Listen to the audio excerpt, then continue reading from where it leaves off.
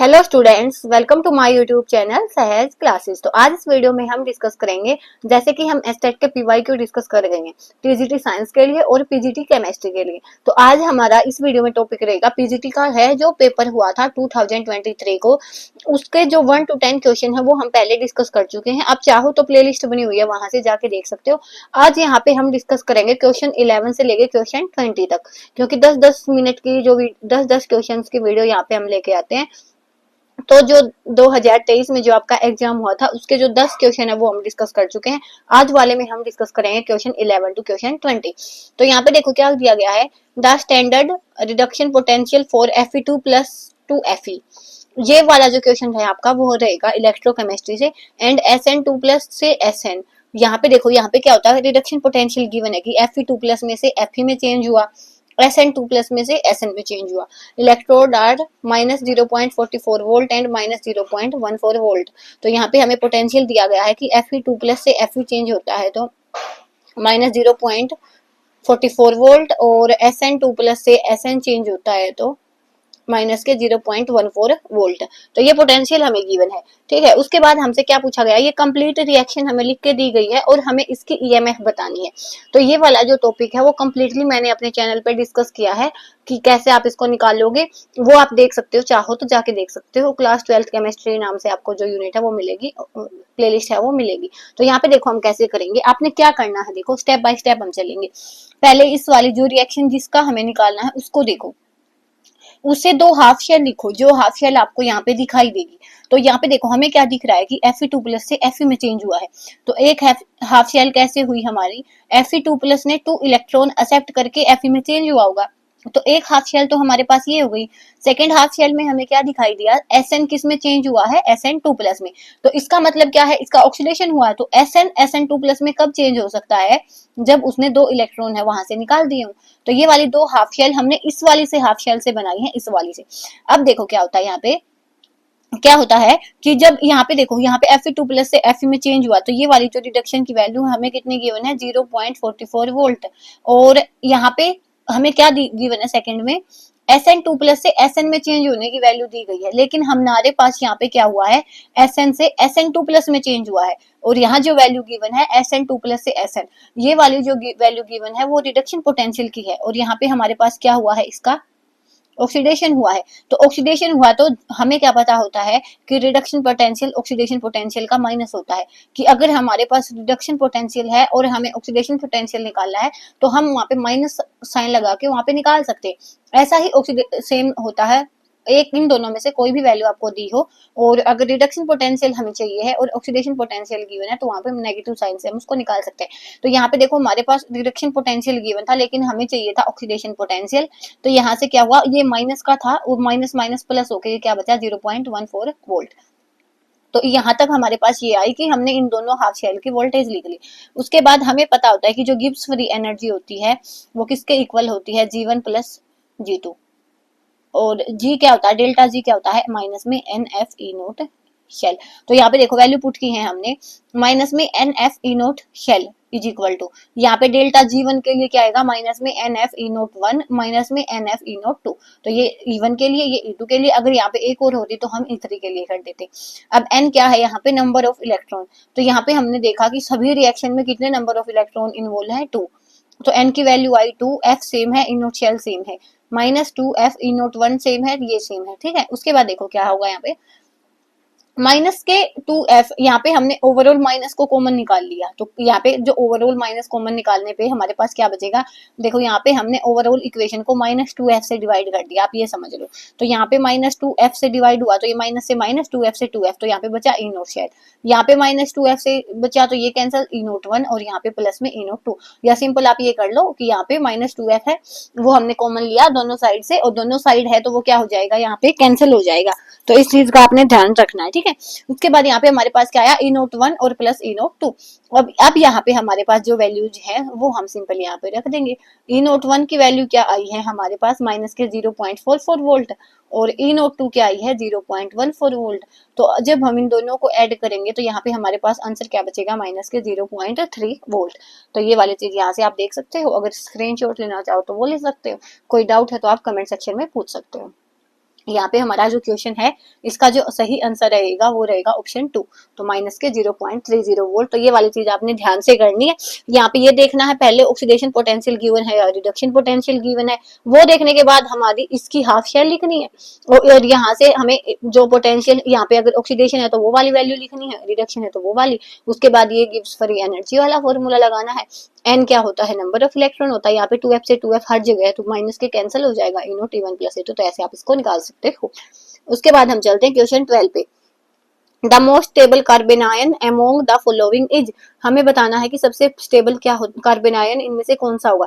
तो देखो carbon ion की स्टेबिलिटी कौन से ग्रुप करते हैं, अगर आपने कभी भी कार्बन आयन की स्टेबिलिटी देखनी है तो वहां पे देखो आप, वहां पे इलेक्ट्रॉन विड्रॉइंग ग्रुप होने चाहिए, वो उसकी स्टेबिलिटी करेंगे।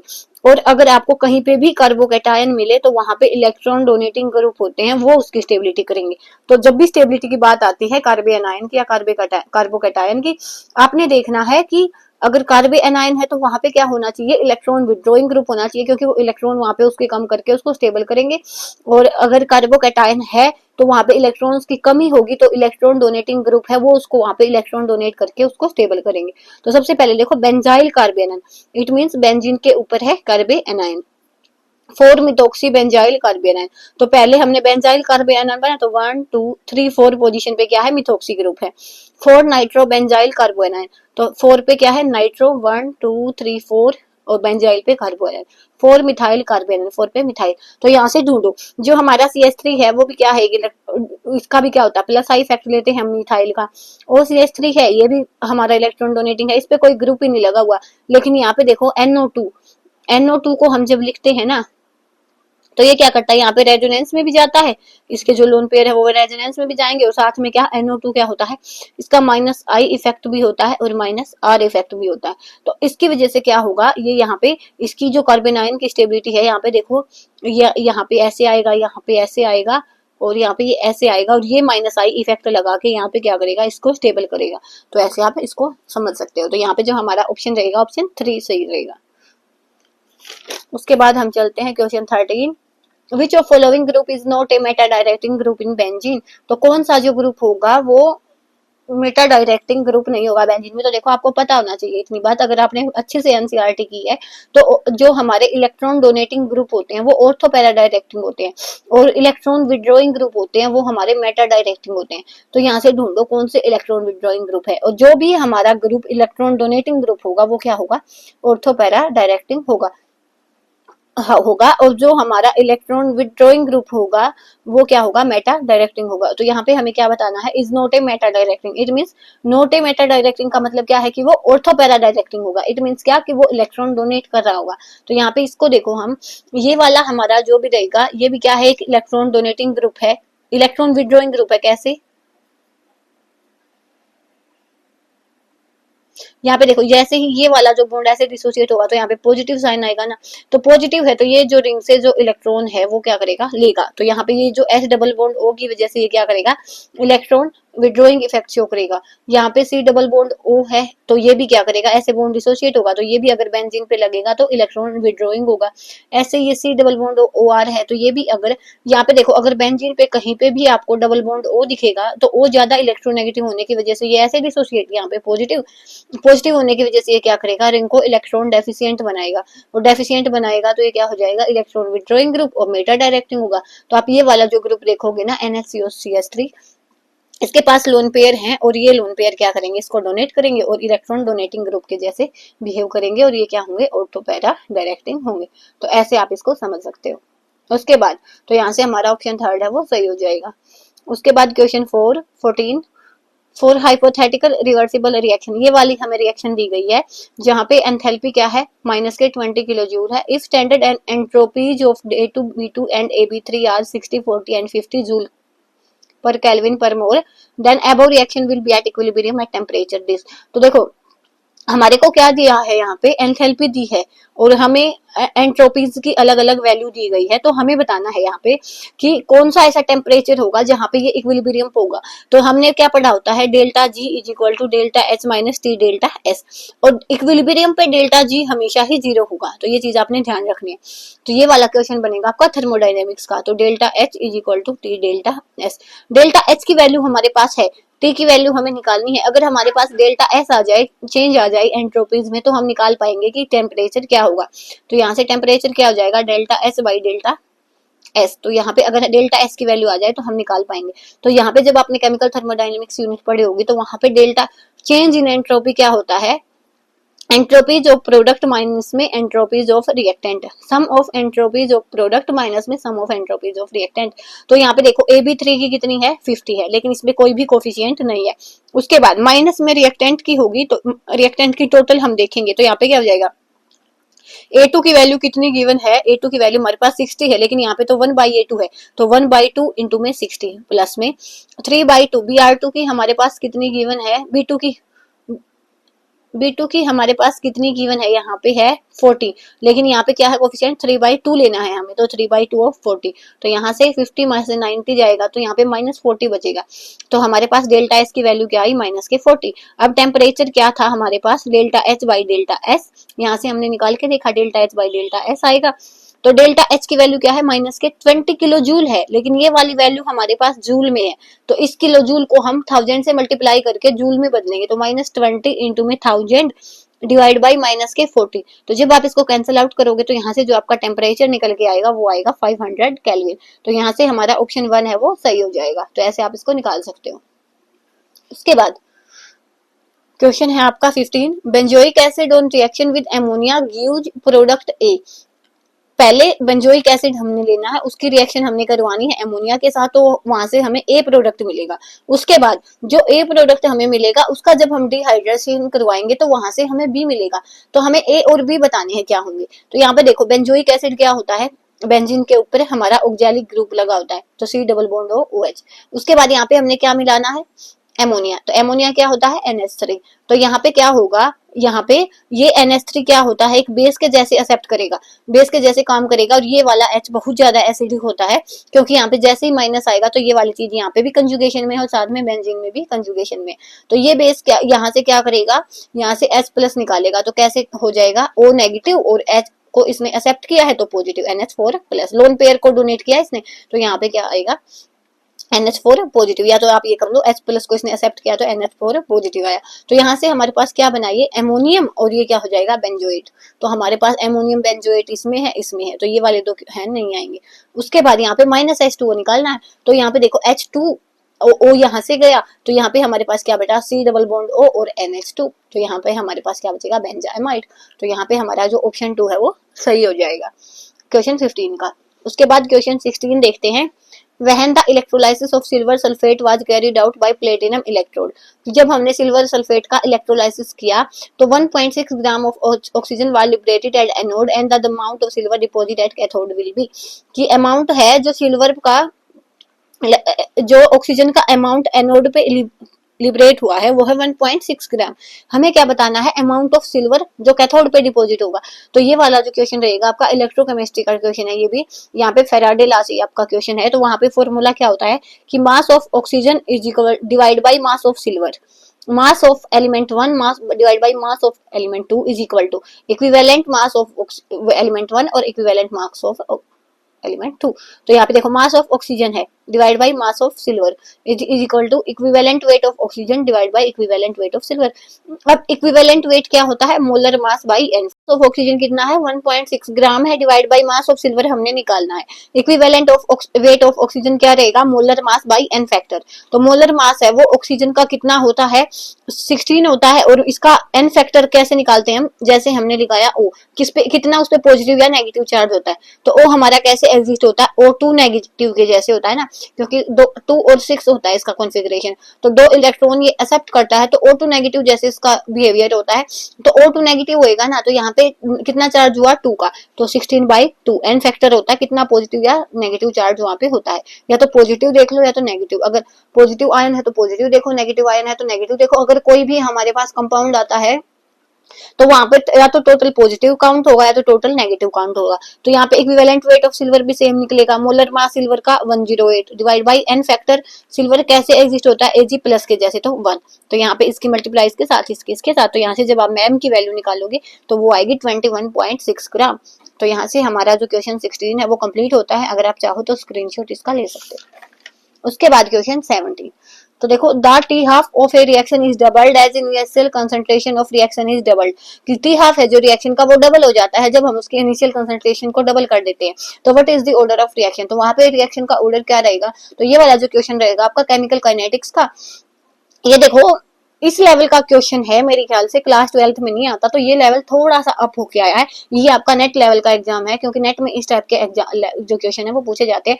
तो यहाँ पे एक टी हाफ का एक फॉर्मूला होता है, आगे आ जाए तो उसके लिए देख लो कि टी हाफ किसके डायरेक्टली प्रोपोर्शनल होता है, इनिशियल कंसंट्रेशन की पावर n-1 के। तो यहाँ पे हमने लिखा है, तो यहाँ पे पहले हमने टी हाफ लिखा फर्स्ट के लिए, तो टी हाफ हमारे पास ये हो गया। सेकेंड टाइम इन्होंने क्या बोला है कि जो टी हाफ है वो डबल हो जाता है कब, जब हम इनिशियल कंसंट्रेशन को डबल करते हैं। तो यहाँ पे जब हम सेकंड के लिए टी हाफ क्या हुआ हमारा डबल, जब हमने इनिशियल कंसंट्रेशन को क्या किया, ए नोट को डबल किया, 2a नोट किया n-1। अब हमने इन दोनों इक्वेशन को यहाँ पे डिवाइड करके यहाँ पे दिखाया है। तो यहाँ पे देखो इसकी मल्टीप्लाई इसके साथ, इसकी मल्टीप्लाई इसके साथ, तो ये 2a नोट है वो ऊपर चला गया, a नोट है ये नीचे चले गया, और पूरे की पावर क्या हो जाएगी यहाँ पे n-1, यहाँ से टी हाफ कैंसिल, तो 1/2। ठीक है, उसके बाद यहाँ पे क्या बचेगा 1/2, और यहाँ पे a नोट से a नोट कैंसिल, तो 2 की पावर n-1। तो यहाँ तक हमारे पास आया। अब इसके बाद आपने क्या करना होता है, n की वैल्यू अलग अलग डाल के देखनी होती है। तो अगर हम n की वैल्यू को यहाँ पे 0 रख दे, 0 रख दे, तो यहाँ पे 0-1 हो जाएगा, 2 की -1, तो 1/2 ही होता है 2 की माइनस, तो ये दोनों चीज इक्वल आ जाएंगी। तो इन दोनों चीजों को आपने इक्वल लेके आना होता है, हर टाइप में आपको ऐसे ही करना होगा। पहले टी हाफ सिंपल लिखो, उसके बाद इसमें जो भी कंडीशन दी गई है उनको लिखो, उनके बाद डिवाइड करेंगे। अब यहाँ पे ये 1 है, इससे कोई फर्क नहीं पड़ेगा, और पूरे की पावर क्या हो जाएगी n-1, यहाँ से a नोट कैंसिल हो जाएगा। अब यहाँ पे n की वैल्यू है वो अलग अलग डाल के देखो, उसके बाद जिस वैल्यू से भी हमारा सेटिस्फाई होगा वही n की वैल्यू आ जाएगी। तो यहाँ से हमारे पास 0 आने पे हमारा आंसर आया, तो ऑप्शन 4 है वो करेक्ट हो जाएगा, तो 0 ऑर्डर की वो रिएक्शन होगी। उसके बाद question 18, which of following group does not exert plus are effect, इनमें से कौन सा जो ग्रुप होगा वो प्लस आर इफेक्ट नहीं दिखाएगा। तो अगर आपने ऑर्गेनिक की यूनिट अच्छे से पढ़ी है तो आपको पता चलेगा कि यहाँ पे CN है वो इलेक्ट्रॉन विड्रॉइंग ग्रुप होता है, उसका -R इफेक्ट होता है, -R इफेक्ट होता है, तो यहाँ पे ये +R इफेक्ट आपका नहीं दिखाएगा। बाकी ये भी +R दिखाता, मीन्स इलेक्ट्रॉन डोनेट करेगा ये भी और ये भी, क्योंकि इसके पास भी लोन पेयर है, इसके पास भी और इसके पास भी लोन पेयर है।